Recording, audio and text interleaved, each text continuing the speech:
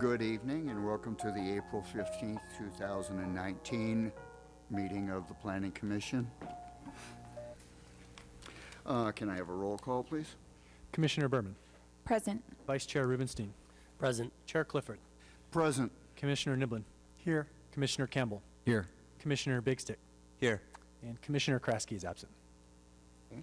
And would Commissioner Neblin please lead us in the salute to the flag? Yes, of course.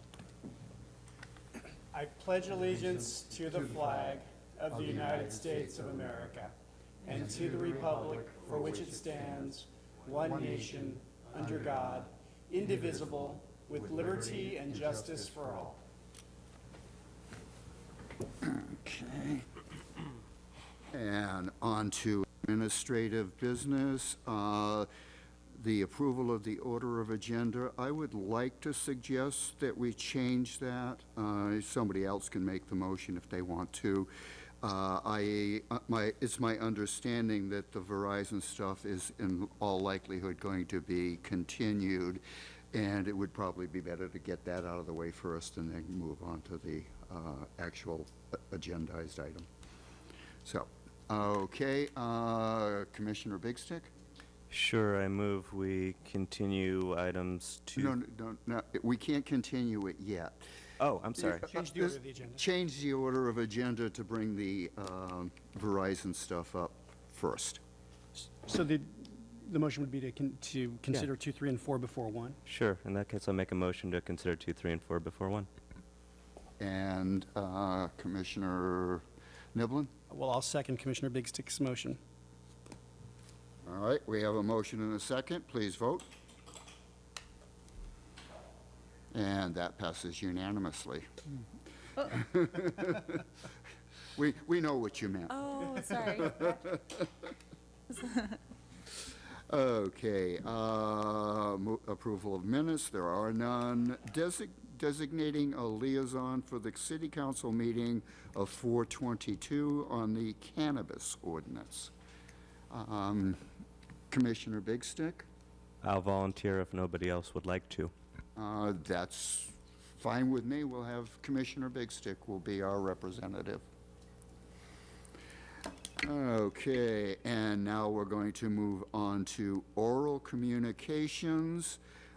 This portion of the agenda is available to the public to address the Planning Commission on issues within its subject matter's jurisdiction that are not on the agenda. The time allowed for any speaker will be 3 minutes. And does anybody wish to speak? If you do, please fill out a card and come on up. In fact, you can come up and fill the card out later.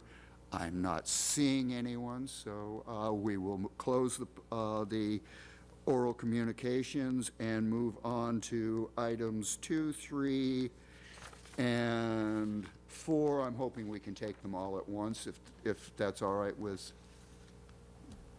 staff. Thank you, Chair. Senior Planner Christian Murdoch. Applicable to items 2, 3, and 4, the carrier, who is the applicant for these permits, has requested continuance of the public hearings this evening to a date to be determined in the future in order to allow time to work with the city to revise the facility and to try to strive for full compliance with the city's municipal code requirements. And so staff's supportive of that request from the applicant and recommends that the Commission continue items 2, 3, and 4 to a future date to be determined. Thank you very much. Any questions for staff? Okay, do I have a motion? Oh boy, those came on at the same time. Commissioner Campbell. I move that we continue items 2, 3, and 4 until the next appropriate date. Commissioner Niblin. Second that motion. We have a motion and a second. Please vote. And that passes unanimously. All right, now we're going on to item number 1. Item number 1 is SP 163-17.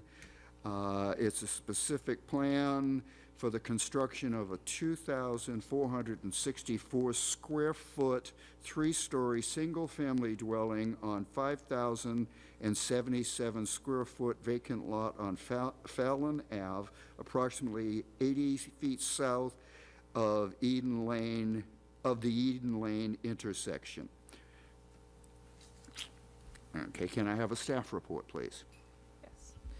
Good evening, Planning Commissioners. I am Associate Planner Bonnie O'Connor. The project before you is a proposed 2,460 square foot, three-story, single-family residence on a 5,077 square foot uphill lot.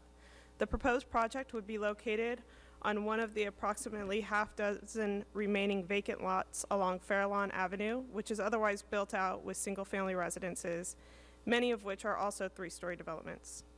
The three-bedroom, 2.5-bath development would be located on a property within the Planned Development Zoning District, which requires the Planning Commission to approve a specific plan for the proposed project.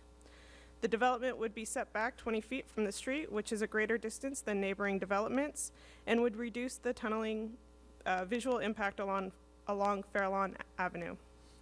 The front elevation includes the use of bay windows, exterior balconies, and other varying elevation projections, which would provide human-scale elements to the development. The project includes maximizing the landscaping on site, although a condition of approval would require a final landscaping plan to include a variety of coastal-compatible, drought-tolerant, and mostly native plant species. Construction materials include foundational retaining walls, standard wood frame construction, redwood stained siding, and an asphalt shingled roof. As conditioned, the proposed project would meet all of the zoning standards applicable to the property. A condition of approval would require that the project exclude a decorative rooftop fence feature, which would cause the project to exceed the 35-foot height maximum. One of the required findings the Planning Commission will need to make to approve the development is finding the project consistent with the Pacifica Design Guidelines. The Pacifica Design Guidelines has specific guidelines applicable to developments along Fairlawn Avenue. The proposed project, as conditioned, is consistent with the specific set of guidelines. Conditions of approval requiring decorative veneers for visible retaining walls, removing the proposed terracing in the rear of the yard to reduce the grading of the terrain, reducing the driveway apron to provide on-street parking, and providing a final construction parking plan and construction traffic plan to manage the extra traffic and vehicles that would be present during the approximately 1,300 cubic yards of soil off-haul and construction would all help bring this proposed project into consistency with the Fairlawn Avenue Design Guidelines. Staff recommends that the Planning Commission find this project exempt from the California Environmental Quality Act and approve the specific plan as conditioned in the resolution. That concludes my presentation. Thank you. Okay, any questions for staff? Well, I have one.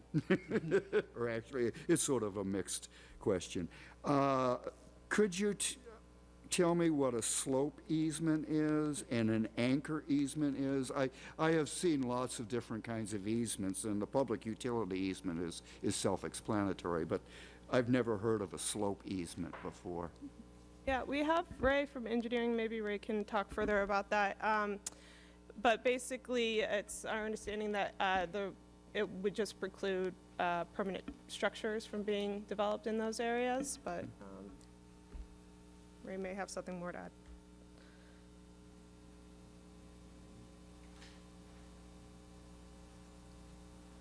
Good evening, Commissioner. What was the question again? I couldn't hear from the back. I had two questions on the two different types of easement. One was the slope easement, and the other is the anchor easement, neither of which I've actually run into before. I believe the slope easement is for to keep the same slope and should be kept that way, and whatever the slope is for when the hillsides are there. And then the anchor easements is for the utility poles when they have the anchor that keeps the pole straight. Thank you very much for that. You're welcome. A bit of education for us all. Commissioner Big Stick, you had a question? I do. Well, reading about the CEQA requirements, general question, I was wondering if there's a technical threshold for what constitutes an urbanized area? There is, state law provides a definition of urbanized area. It has something to do with the population in a general location. Pacifica does meet that definition.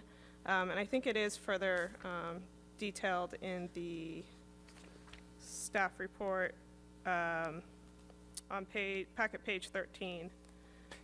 Shows us as being, since Daly City is contiguous with us, combined it's more than 100,000. So is a population of 100,000 constitutes that technical threshold? Is that? In this instance, that's my understanding, yes. To reach the 100,000 population with those contiguous cities, it just so happens that Daly City, in its own right, exceeds 100,000 residents, and so trips that definition of urbanized area. Thank you very much. And the Assistant City Attorney just provided me the definition, if you'd like me to read it for you. Absolutely, thank you. Urbanized area means either of the following: an incorporated city that either meets the following criteria, has a population of at least 100,000 persons, has a population of, or two, has a population of less than 100,000 persons if the population of that city and not more than two contiguous incorporated cities combined equal at least 100,000 persons. And then there's, it continues on, but we at least meet that subsection. Thank you very much. Commissioner Rubenstein? Oh, no. No? Commissioner Berman? I'm one over now. Yeah. Okay. Yeah. Got it. And they don't have our names up on those lights anyway, so. Okay. Yeah, just a few questions when I was reading through the staff report. One being, it was unclear to me the driveway width. Just wanted to make sure, if noted in the conditions of approval, I wasn't sure if it's 20 feet wide or 16, and maybe the project applicant can clarify, but I know that the proposal's to shorten it to provide room for the parking turnout. So I just wanted to make sure that shortening the 16-foot wide one, if it is 16 feet wide, it wouldn't be too short at that point. Yeah. So the driveway width itself is proposed to be 16 feet wide. The point in which it hits the street, because it's at an angle, is actually extended out to 20 feet. Okay.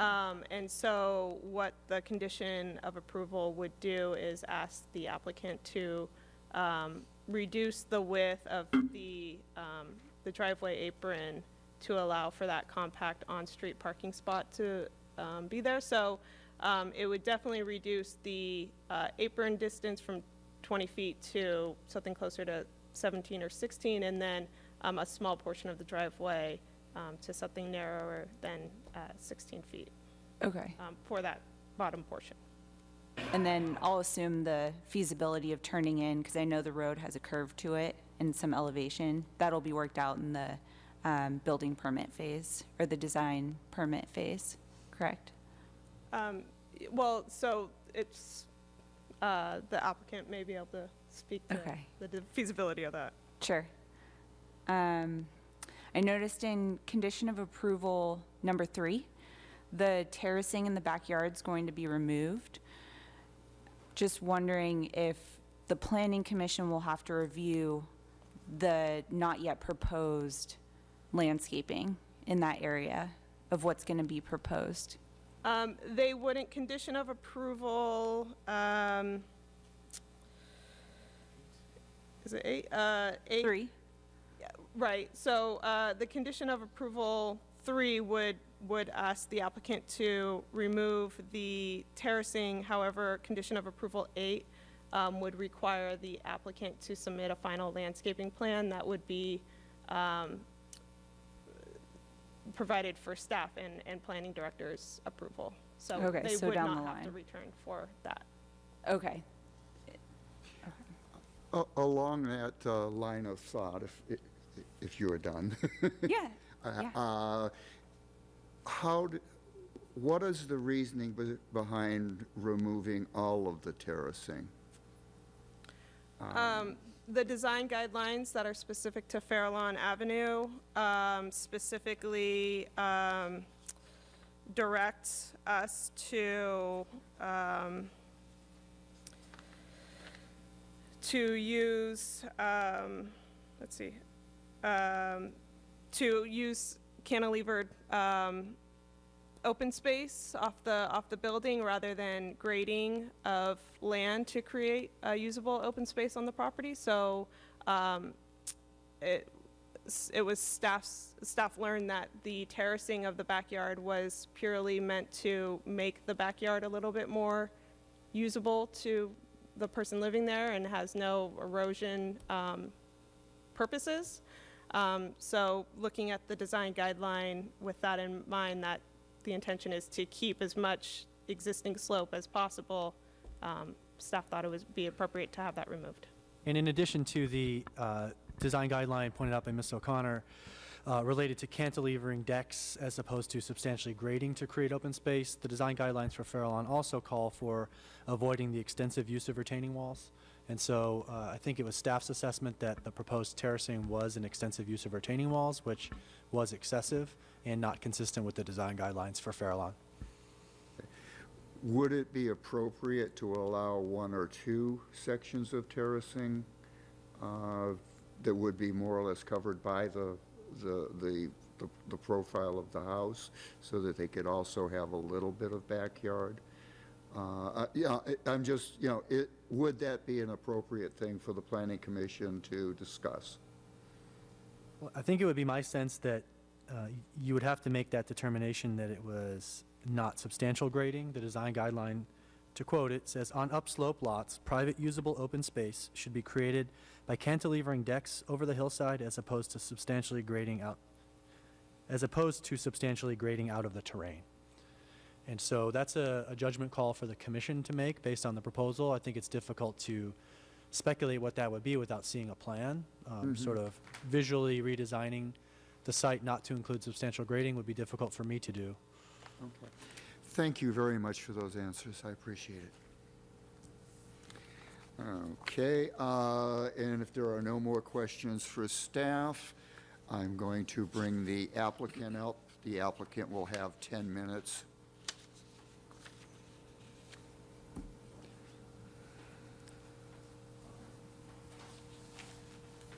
Yeah, I just want to start by saying that someone might come to this podium and say something negative about my house.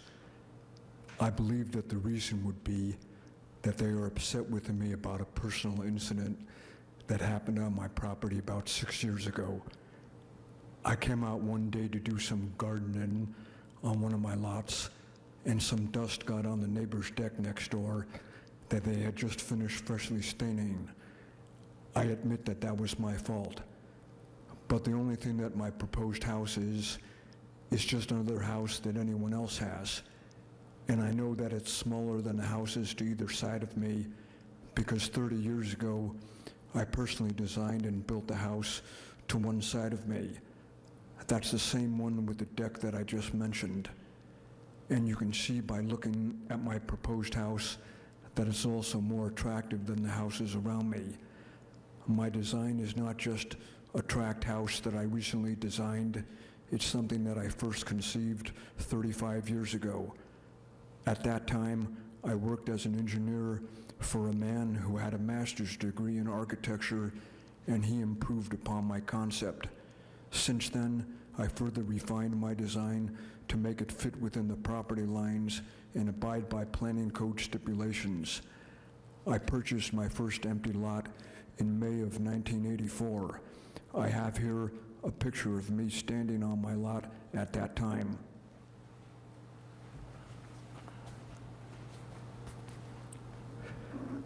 As you can see in the picture, the house to one side of one of my two empty lots does not yet exist at that time. That would be the house that today is 365 Fairlawn Avenue, the one that I just mentioned where I made a mistake about getting dust on its deck.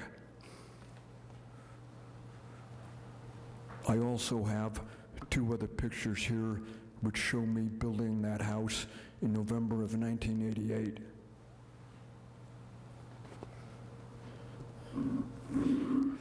all respect, I believe it is improper for the owner of that house to come to this podium and say something negative about my house when I designed and built the house he presently lives in 30 years ago. When I first arrived to the area in May of 1984, the entire uphill side of Farallon Avenue was empty lots from mine to the upper end of the street, and there were about 5 to 6 houses on the downhill side of the street.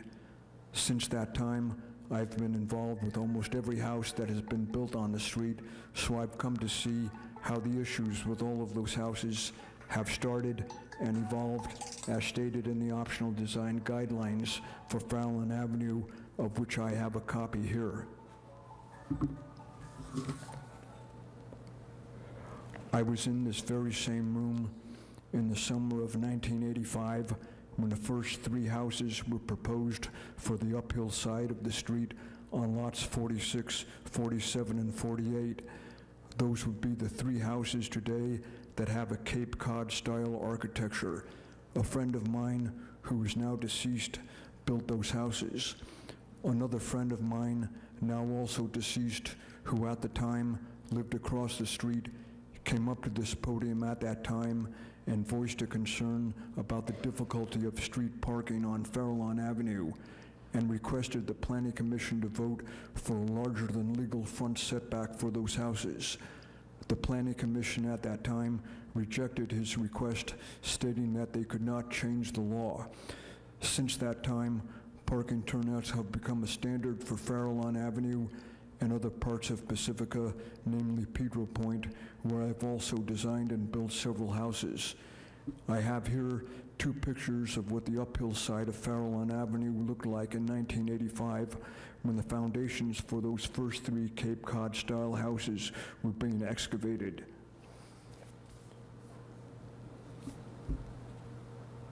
I do agree with most of the optional design guidelines for Farallon Avenue, and I've done my best to abide by them in my proposed design. The optional design guidelines that I have abided by are as follows. The front setback is 20 feet and more as measured from the front property line.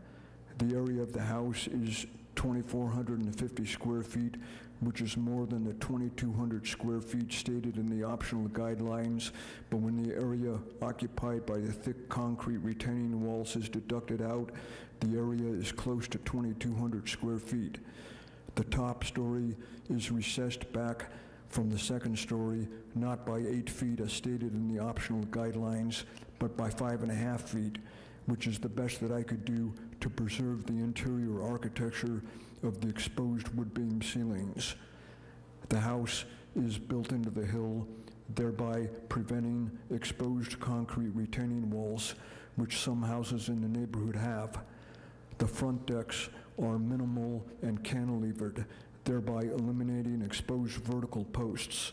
There is only 1 vertical post on the side deck, but that is recessed further back from the front of the house.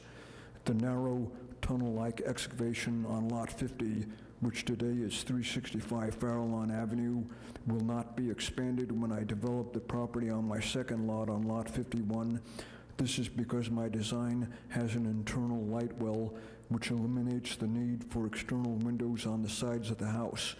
The only reason why I designed and built that narrow tunnel-like excavation 30 years ago was because it was the only way to get light into the house on Lot 50, which is today 365 Farallon Avenue.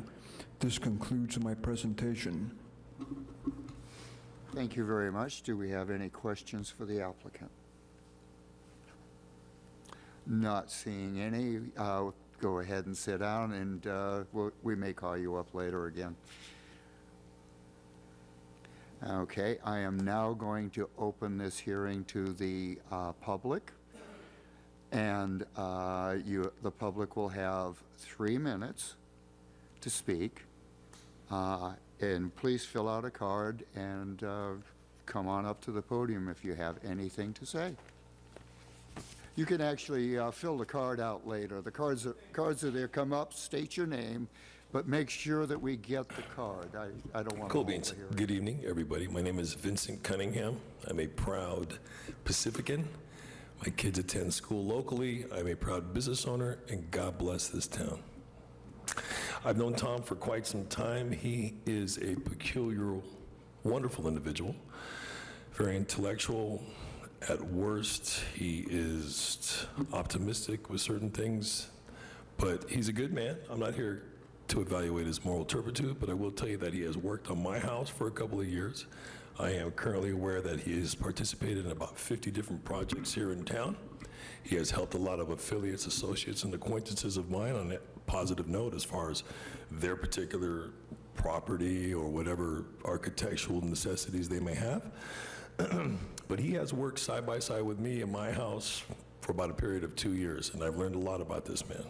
I've heard more than enough about his 2 plots that he has located near my house and his intentions on developing them. I also heard some issues with the neighbor or whatnot, and I understand both sides. I don't know what the validity of my conveyance is here today, but I just want to tell you on a personal note that this is a decent fellow, and I don't anticipate you guys impeding him from pursuing his American dream, but I would think it'd be kind of anti-colonial if he can't build on a house that or some plot of land he's had for about half a century. Born and bred San Franciscan, local guy, has helped a lot of people out. He designed the Porto 27 on the Crespi years ago, and he's helped a lot of people. So for what it's worth, I mean, I think you guys should at least hear him out and maybe try to help him out. He's a renter in San Francisco now, but his dream is to have a house here in Pacifica.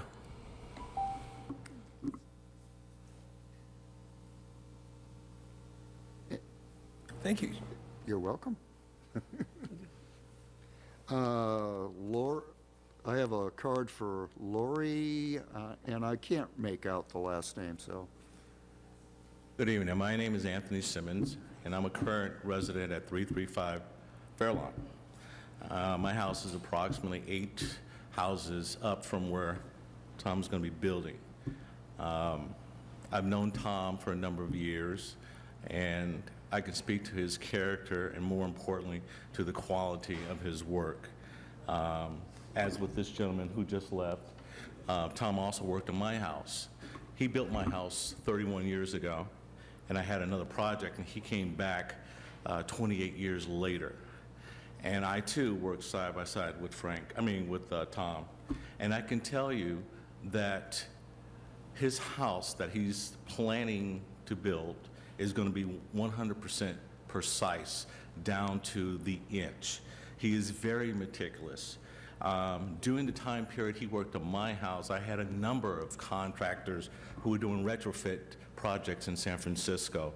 It was kind of like the who's who of contractor work in high-rise building in San Francisco for Tom to assign and approve their plans. And I learned an awful lot by working side by side with Mr. Podesta here. And like I said, he is methodical. I am a fan. I'm not going to lie. I am a major fan of Mr. Podesta, seeing his work, his calculation, and everything.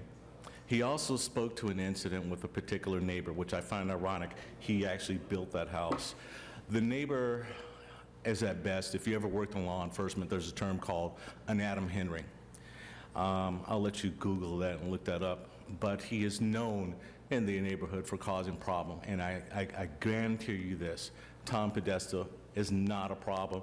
His contractor work, his meticulous building, in fact, I'm excited to see this structure, his home go up, is going to be precise and pristine. So I beg you and I implore you all to approve this project in its totality. Thank you. Thank you. For some reason, we didn't get a light on that. And I now have a card here for Lori. If Lori could come up and speak, I would appreciate that. And please state your full name for the record. Sorry about that. Last name is Naylor. Namer? Naylor, Naylor. Okay, thank you. And I live at 365 Fairlawn Avenue, the in-question house here. So I don't have any problems with the building of the house. I read over the plan, looks fabulous. My concern of what I wanted to bring here was, yes, there has been many challenges since we moved here in 2011. My concern is the stability of the hill, since there is the two properties right next to each other. That is a huge concern for me because we have a very small retaining wall that goes between our property and his property. And over the last several years, I don't know how frequently, but I do have some pictures of over some time. Obviously, I'm not out there every time. He's taking all of the grass and the weeds off of the hill and bringing it down to dirt, which my understanding is that decreases the stability of the hill. And in between where our retaining wall is, and there's about a 4-foot section, as you can see in these pictures, he's taking the dirt down, and there's rebar that goes into these posts.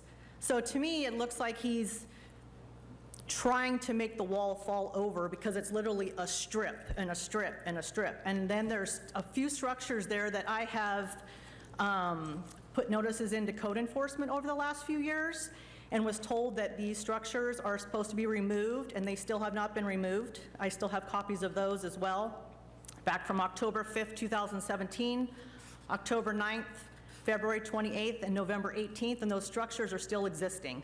And my understanding when I talked with code enforcement, that they were supposed to be removed. He was burning fires in these structures. He singed our pine tree. Luckily, it didn't go up in flames. We had to call the fire department to get the fire out because it was in a cistern, which I also have pictures of. But this is a fire that's coming up into our pine tree, and luckily it didn't burn down. So those are my concerns. Like I said, I'm not a planning person.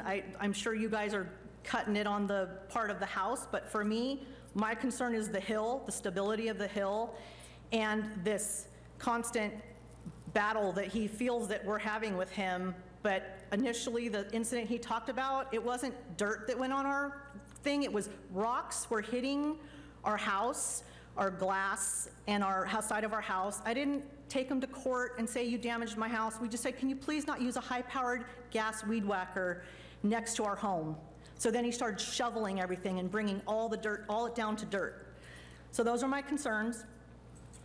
He wants to build a house, great. I just want him to make sure that he is wary of the neighbors and not having these things constantly happen. So that is my concern. So thank you very much for taking the time to listen to me. Thank you.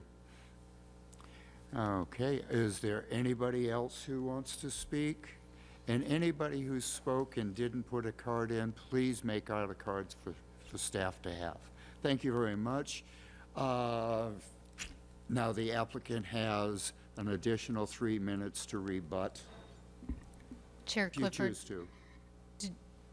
Chair Clifford, did you, just to clarify, you closed public comment? Thank you. I am now closing public comment, and the applicant has 3 minutes to rebut anything if he chooses to. Yeah, I believe what the lady was referring to that was just here was the wall that was built 30 years ago.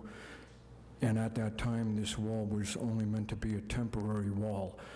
But the man who was in control of the project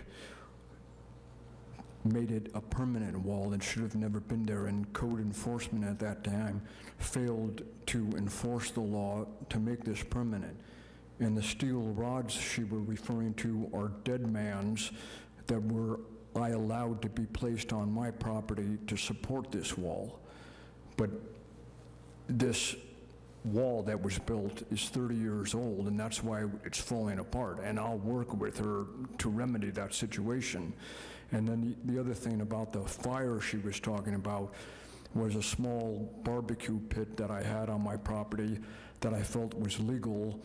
And then the fire department came and told me that I was in compliance with the fire code, but they told me I had to go to the building department and get their approval, and they denied that because they told me that I couldn't put a barbecue pit on an empty lot. I had to have a house first. So since then, I have not used it at all. They allowed me to keep it because I already made it and used it as a table. And then dirt removal from the top. about 5 or 6 years ago, I made a barbecue pit up at the top manually, and I moved a few wheelbarrows of dirt down the hill and deposited it, but it only amounted to amount of dirt about the size of this podium, and it wasn't that excessive at all. But again, I'll remedy all those situations, and I'll improve those tiebacks to stabilize this wall. That wall is comprised of the same material that you see in this picture, which is 31 years old. It's the same wood that is there today. Thank you. You have another minute if you have anything else to say. Yeah, again, I'm a nice person. I mean, I'm willing to work with everybody. I'm not perfect. I admit that day that I came out and got some dust on their deck, that was definitely my mistake. But again, I'm not perfect. And I apologize for that. That's really all I can say. Okay, thank you very much.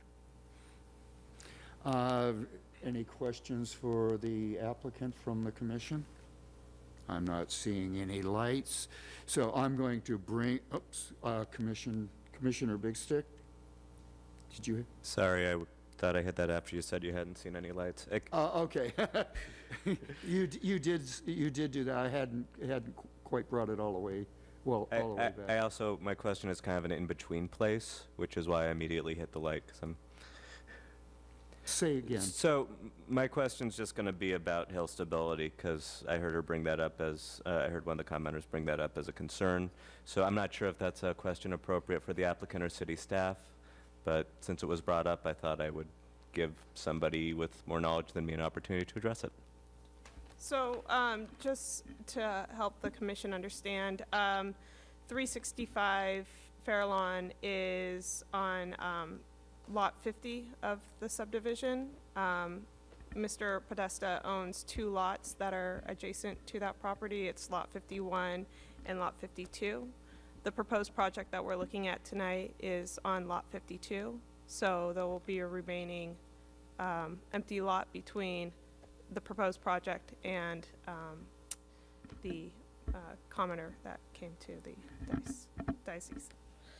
Is that to say that Lot 52, the construction on Lot 52 then shouldn't impact, I guess, Lot 49? Is that, or 50 rather, I'm sorry. What I can say is that our geotechnical report doesn't extend out to Lot 51. Is there anything in the geotechnical report that gave any reason for concern in sort of staff's expert opinion on the matter? It provided recommendations, which the applicant will be required to incorporate, typical of any other project. Thank you. And the geotechnical report did not indicate any signs of historical instability of the slope or signs of landslides. It did comment that there was a superficial debris flow that had been identified, and it was assessed that that was attributable to construction of Farallon as opposed to some broader geological concern with the hill stability. Thank you. Okay. Now, I'm going to try again. Is this Commissioner Rubenstein? No. No, Commissioner Right, Rubenstein. yeah. All righty. Kind of touching off of the commenters' concerns. So in regards to construction fencing, would possibly a condition of approval to apply construction fencing between the lots as an added barrier be appropriate? It would be helpful to know more about what your concern is with respect to the fencing. Yeah, I know there is concern with debris entering the lot, the adjacent lot. So I don't know if erosion control measures or construction fencing, because I believe, so Lot 51 is the vacant lot that's between the construction and the commenter, correct? Correct. And that's going to be used as construction staging? No. No. Construction staging will occur on Lot 52, and construction vehicles will be parked along the frontage of 52 and 51. Okay, so there should be a true, I don't know what the lot width is, like 50-plus foot separation between It's at least 40 and fans out from there. Okay. That was all. Okay, anybody else have any questions, comments, thoughts? Commissioner Campbell? Seems like a good-looking house, well-designed. Just want to put out there that I'm ready to make a motion when anyone's ready. Okay, anybody have, you could go ahead and make a motion with it open for discussion if necessary. Okay. I'm going to move that the Planning Commission find the project is exempt from the California Environmental Quality Act and approve specific plan SP-163-17 by adopting the resolution included as attachment B to the staff report, including conditions of approval in Exhibit A of the resolution, and incorporate all maps and testimony into the record by reference. Okay, Commissioner Berman? I second the motion. Okay, we have a motion and a second. Is there any additional comment before we vote? Okay, please vote. And that passes unanimously. You have an approved project. Anybody, let's see, where's that comment? Anyone aggrieved by the action of the Planning Commission has 10 calendar days to appeal a decision in writing to the City Council. If any of the above actions are challenged in court, issues which may be raised are limited to those raised at the public hearings or in written correspondence delivered to the city at or prior to the public hearing. Judicial review of any city administrative decision may be had only if a petition is filed with the court not later than the 90th day following upon which the decision has become final. Judicial review of environmental determinations may be subject to a shorter time period for litigation. In certain cases, 30 days following the final decision. So that's the complete and total comment on that. So congratulations, you have an approved project. I'm looking forward to driving by there and seeing it. Okay, and now moving on to consideration items. There are none. We'll move on to commission communications. Any, Commissioner Big Stick? Sure. So I, along with many of my fellow commissioners, attended the Home for All event on Saturday. It was a wonderful event. Before getting onto that, it's a personal anecdote. As I walked through the door, I was handed a pre-done name tag and told that it would be a good idea for me to sit with other commissioners and council members and staff, etc. And